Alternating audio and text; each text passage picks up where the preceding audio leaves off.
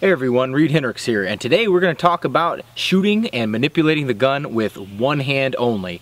Some people say strong hand or off hand. I don't like that. I think it's just right hand or left hand. A martial artist really doesn't have a strong or a weak side. Alright, PG-13 version says we're going to talk about gun handling today rather than other things, but either way we talk about it, we're going to talk about reasons why we'd be down to one hand or the other, either our right hand or our left hand only. Of course, we'd want to use both hands on that pistol if we get the opportunity, but we aren't always offered that chance. I want you to do me a favor real quick.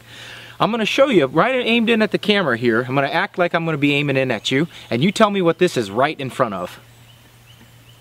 Hey, if you guess the heart and the big time blood vessels up here, you are absolutely correct. So common injuries during gunfights include gunshot wounds to the hands and also the forearms. There's a good chance that we're going to take a round. I mean, I've said it before in other videos, I wouldn't expect to get in a fist fight and not get punched, so why would I expect to get in a gunfight and not get shot?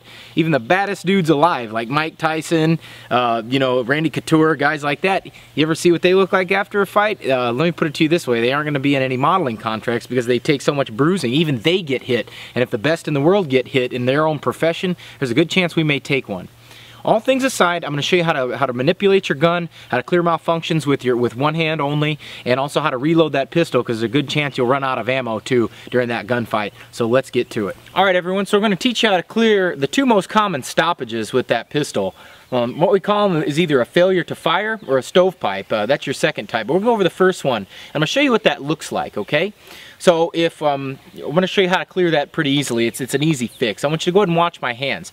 So if I'm drawing my gun properly and I'm already out like so, if I take a round, believe it or not, folks, it's like when you touch a hot stove or when you touch an electrical socket with something. So if I'm aimed in at a bad guy out here like this, and I'm shooting and I take a round in one of my hands, the first thing I'm going to do is pull it back. It's very common when you touch a hot stove or an electrical outlet, you'll automatically pull it back. Well, that's what happens when people get shot too. If they get shot in the hands or the arm, they want to pull it back. This is good. This keeps our offhand up and away from that muzzle.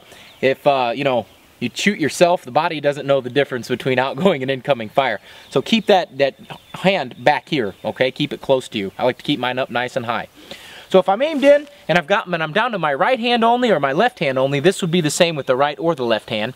If I'm aimed in and I press the trigger and it goes click, you just heard it there. First thing I got to do is get the hell out of the way because the dude's probably tracking me. I need to tap this magazine right on my pelvis, this hip bone right here. Tap the magazine again. Roll the pistol all the way over. Make sure your ejection port is clear of everything else, okay? And we're just going to push down and away. Alright, now normally, and then get right back into the fight. Now, normally, I don't tuck my shirt in. I'm showing you this for demonstration purposes.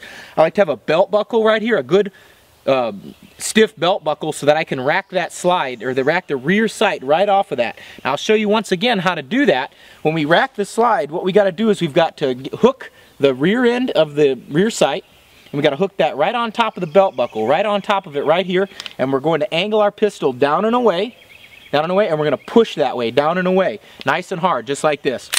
You'll see you can get right back in there. Alright folks, the second type of stoppage that's most common in a semi-automatic pistol is what's known as a stovepipe, and you can see why. See the case? It's when an empty piece of brass fails to clear the gun. Alright, they can either be vertical like this, it could also be horizontal like this, or it could even be an inline, and an inline stovepipe looks just like so. Looks just like this. It doesn't matter. We're going to clear them all the same. We're all going to clear them the same, and I'm going to show you exactly how to do that right now. Alright folks, so we're going to show you how to clear that Type 2, that stovepipe. It's called a failure to eject as well because the brass fails to eject. We're going to fix that the same way as we do that first type of malfunction. Alright, so if I'm aimed in shooting here, and if for any reason I press the trigger and it goes click, I'm going to get the hell out of the way, tap the magazine on my pelvis, roll it all the way over once again, push down and away, and then get right into the fight. Get right back in there, okay? If you guys think that was the vertical stovepipe, let me show you the other types. Alright folks, you saw that with the vertical stovepipe. Here we see the horizontal or inline. It's all going to work the same. I'm going to be shooting. If I'm aimed in like this and I press the trigger, if it goes click for any reason, just move your feet, tap the magazine, and rack it right off the front of your belt, and then get right back in. It's as easy as that. All we got to do, if it goes click, move, tap the magazine, rack the slide.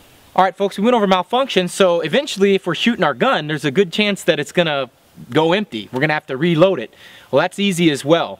So the first thing that we need to do is, if we're shooting our gun with our right or left hand only, we're just gonna shoot it. Obviously the gun's gonna go empty. Well, we need to reload it. So let me show you exactly what that looks like, and I'm gonna go through it step by step with you. So if I'm for any reason shooting, boom, boom, boom, I take a round here. I'm gonna be on my sights here. I'm gonna be pressing and holding the trigger back to the rear. Pressing and holding the trigger back. If the gun goes empty, what I need to do, I need to get that magazine out of there. Just get it out of there right now. Put the gun right back where it came from in the holster, okay? If you were doing this with your other hand, with your left hand, hell, just put it in your pocket. Just put it right in your pocket. It's no big deal. You can either put it in your pocket, or it's even better is if you shove it right down in front just like that, all right? What we need to do, since we're down to our offhand only, we're gonna need to get that magazine, put it in the gun. It's easy as heck. It's the same thing. We're going to tap the magazine on our pelvis, roll it right over, and then get right back into the fight. Hope you found the information in this video helpful. If you did, subscribe to the channel. Like us on Facebook. Both those links are right below. And we hope to see you out on the ridge. We'd love to serve you and help you get better through training. Share this with everybody, folks. Let's get the word out there. We'd love to help as many people as possible.